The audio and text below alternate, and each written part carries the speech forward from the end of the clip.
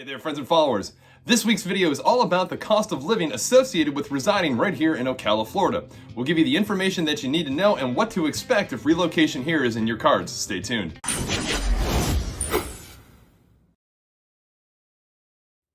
So yes, as always, welcome back. So if you've caught any of my previous videos, you may recall a similar video that I did about a year or so ago touching on the same topic. Well, I can tell you that a lot can change in a year, and with growing interest in the greater Ocala area, it only seemed necessary to give an updated expectation of living expenses right here in the city. In fact, as we've worked our way into the year 2022, it's estimated that trends in the annual inflation rate have seen their highest numbers since trends dating back to 1982. That, in addition to soaring energy costs, labor shortages, and supply disruptions, Ocala does remain to be a more cost-effective location than not only other areas of Florida, but the country as a whole. Let's check out why. Being voted as the 58th best place to live, 16th best place to retire, and the 4th safest place to live per the U.S. News and World Report, just shy of 64,000 people call the city of Ocala their home. The accumulative statistics added up indicate that Ocala as a whole lies about 16% lower than the national average for cost of living. So how is this determined? Well, cost of living is based on data related to 5 general categories: housing, food, healthcare, transportation, and energy. Those are the main core components of any cost of living estimate and represent those expenses that generally apply to everyone. Now, there may be other factors that could contribute to your particular cost or living situation, as not everyone has the same situation or spending habits. For example, education and or childcare costs may not apply to everyone. These statistics are generally compared as a number percentage, with 100% being the national average. Now, looking at Ocala in terms of housing.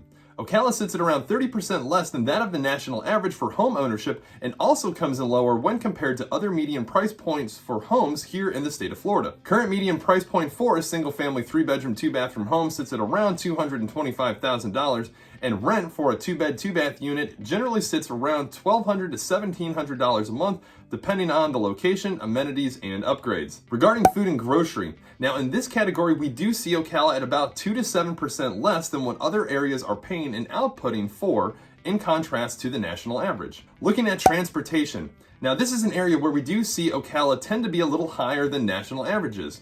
With an estimated 81% of people commuting by car or single vehicle, 8% carpooling, and less than 1% utilizing public transportation, the cost of transportation and various items related to sits at almost 5% over the national average. Commute time around the area is generally 20 minutes or so, but can take longer when taking into consider rush hours or lunch break traffic. Looking at healthcare, Ocala's general health cost index sits at also about 2 to 7% less than that of the national average. Everything from doctors, optometrists, dentists, and even prescribed pharmaceuticals, you can expect to pay less here than in other areas. Lastly, we have utilities and total energy. Now, this is also an area where we do see Ocala a little higher than that of the national average. Total energy, of course, directly related to heating and cooling a typical residence here in the area, and includes things like water, electricity, and natural gas. In this category, we do see Ocala up about 25 to 38% higher than that of the national average. Granted, those numbers could be concerning, but considering that you are running a central HVAC system 8 to 9 months out of the year, when compared to other states that don't have to utilize this, I'll gladly pay to keep cool here in the Sunshine State. To give some further perspective here, my household is a family of 4 living in a 4-bedroom, 3-bathroom home at about 2,100 square foot. Our average cost of utility a month is about $275.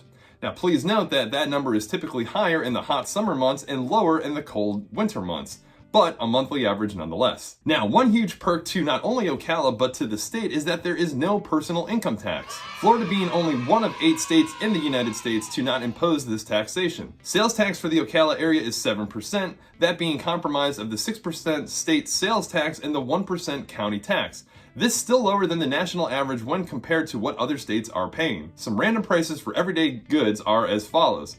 Gas is currently sitting at $3.40 to $3.60 per gallon. Movie tickets range between $11 and $14. A gallon of milk sits at around $3.25.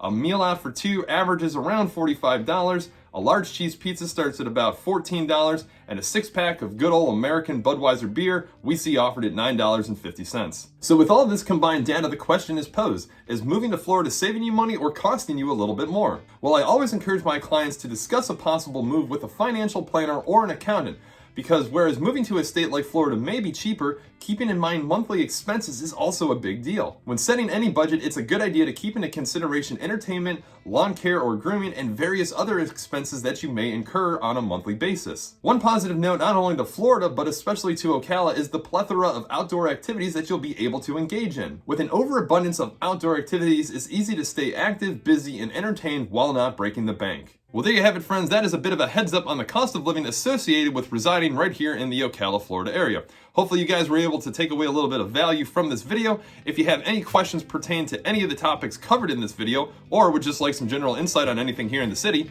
drop me a comment below, shoot me off a message directly. I'd love to be whatever resource I can for you. Make sure to slide on over to the channel and subscribe and like to stay up to date when videos like this are released here in the area. As always, thanks for tuning in, checking them out. We'll catch you guys on the next.